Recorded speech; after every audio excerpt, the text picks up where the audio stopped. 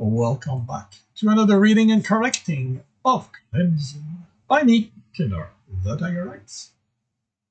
And hi, I'm your supervisor. Today we are doing chapter 26. Alex grumbled as Doc helped him onto one of the medical beds. What happened? She asked. Thought Will provided, and Alex glared at him from one to the other. Might be best if you just leave him with me. I'll take good care of him, she added to one of the cabinets and came back with a scanner. Will nodded and laughed. So, what happened? She ran the scanner over Alex's leg and cursed a language you didn't know. Who did that to you? Anders? It's nothing. She gave him a disbelieved look. I mean it. Don't worry about it. Doc gently rested a hand on his leg. Alex winced at the simple gesture, but sent a murmur of pain along. Alex, if you don't tell me exactly what happened, I'm going to start squeezing. I thought doctors weren't supposed to hurt people. She squeezed, yelled. He yelled and cursed.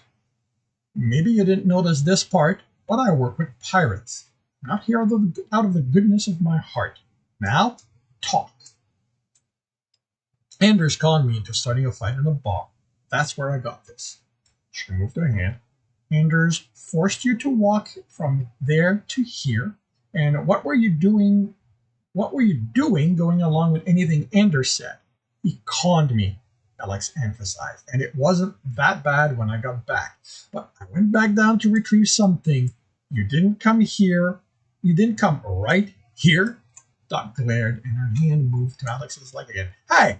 Alex reached for her hand. No hurting the passenger. Why didn't you come here directly? Her hand hovered over his leg.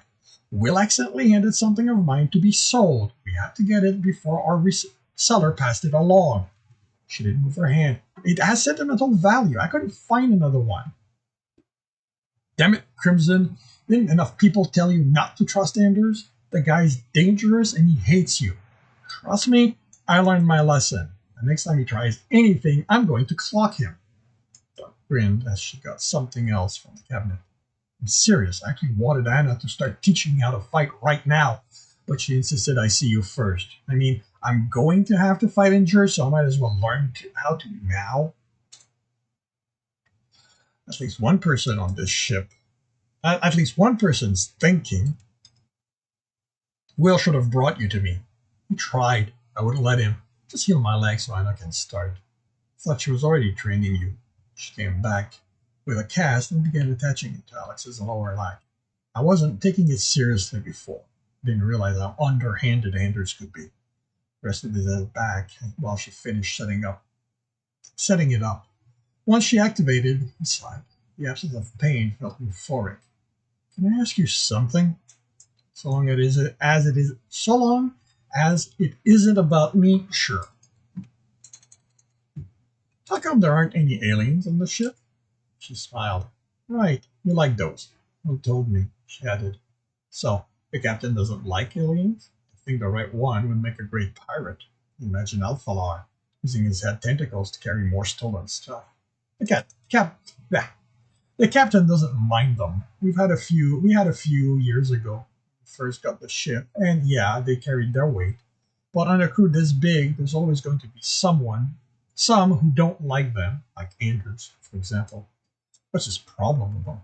Oh, I don't know. Most are stronger, faster, or smarter than he is. Anyway, there were a few accidents. Only one died, but plenty got hurt. After a while, they left, and the captain realized it wasn't worth looking for more. Alex nodded and wondered what Tristan would do to someone like Anders. Chuckled. There wouldn't be enough left of a man to fill a cup. With that cheery thought, he looked at the cast over his leg. How long until my legs heal? Should be good to support your weight in about 3 hours. Good. I want to go back to training soon. But, she continued, you're staying here for the next 2 days. What? She leaned over him. I don't trust you, Crimson. The moment I let you out of this bed, you're going to run and get hurt again. You're going to run to get hurt again. And this time, you might not be so lucky as to only end up with multiple fractures. It might I might have to cut off your leg, and trust me, you're not the peg leg type. Alex grumbled again. I don't care, bitch all you want. If you even think of getting out of it, I'm strapping you down. Unbidden, the image of him in a horrible chair, his arm, legs, his unbidden, the image of him in a horrible chair, his arms, leg, chest, and head tied to it, surfaced and shuddered. Since he had nothing else to do, he leaned back and closed his eyes. Alex punched the man before him, his jaws breaking with an audible snap. He bent down to avoid the woman's fist, grabbed a chair leg, and used it as a club on the way up, catching her under the chin and sending her flying away. Someone whistled. Way to go, Alex! Incoming on the left.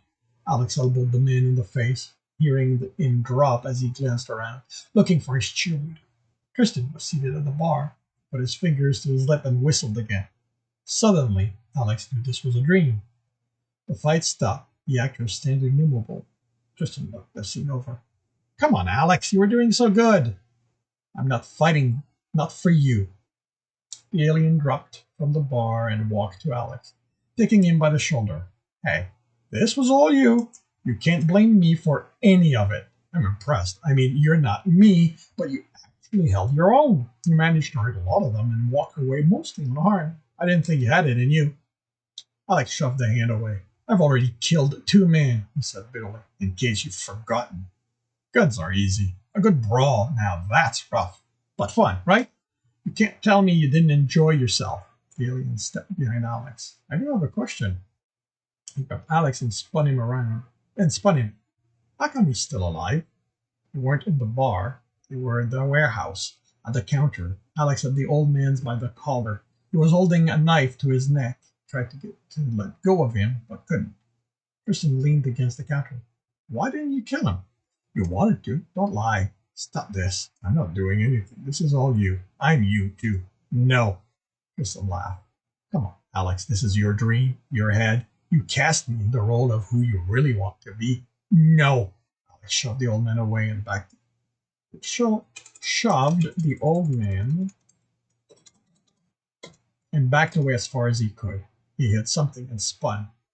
You're going to have to make a choice, a golden-fur Somalian said, handing him a glass half filled with amber liquid. Alex looked around.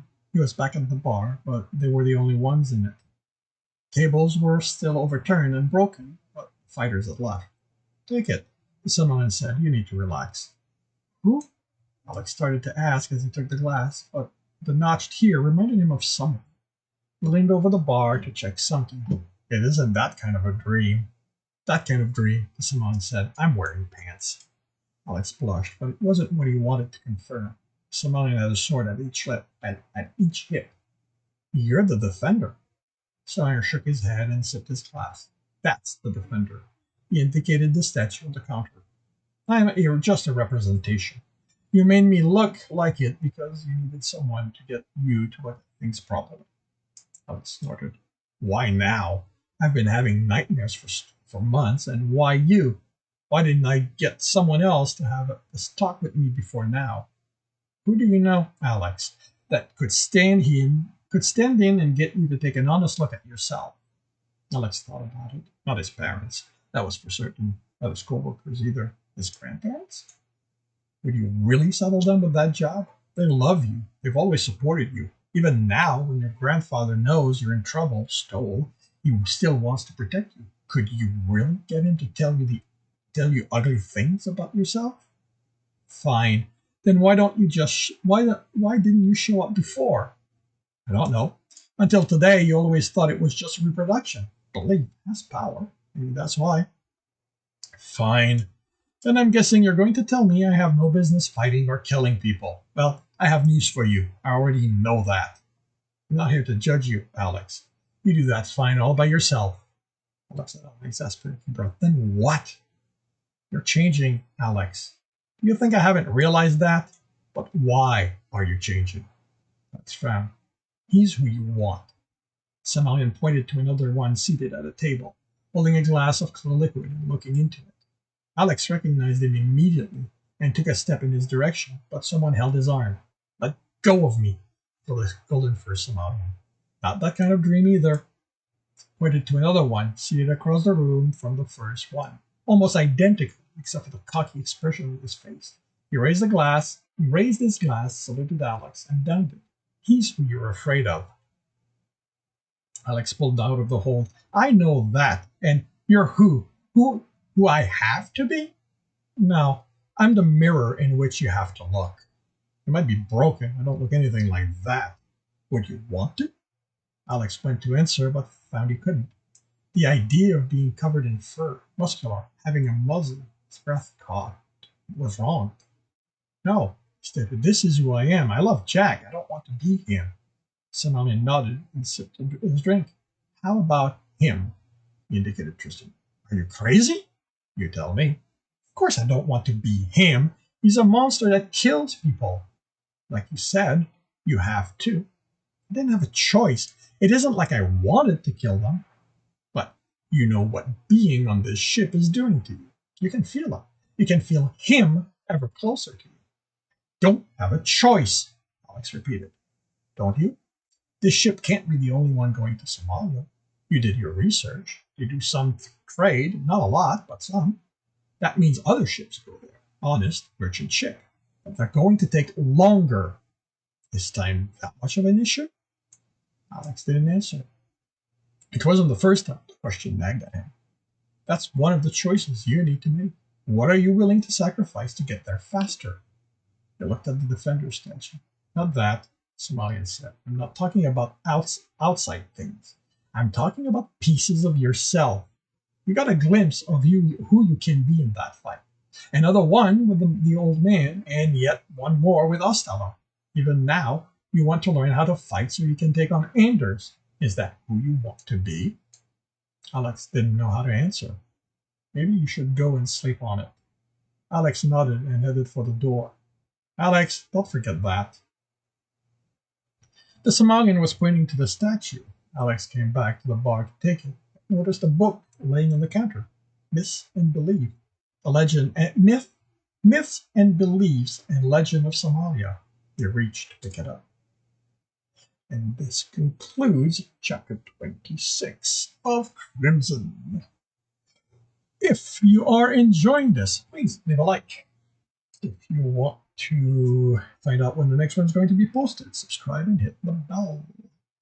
If you want to read the whole story, the other books in the series, they are available on major retailers. If you want to support me, and depending on the level you do so at, you also get access to all my published books, as well as everything I've written. You can do that on Patreon. And if you want to watch me do these live, it's every Tuesday on Twitch, 8 a.m. Eastern Time. Rest of the week, I write. And the notes are in the link. The links are in the notes. And with that, I shall wish you a good day.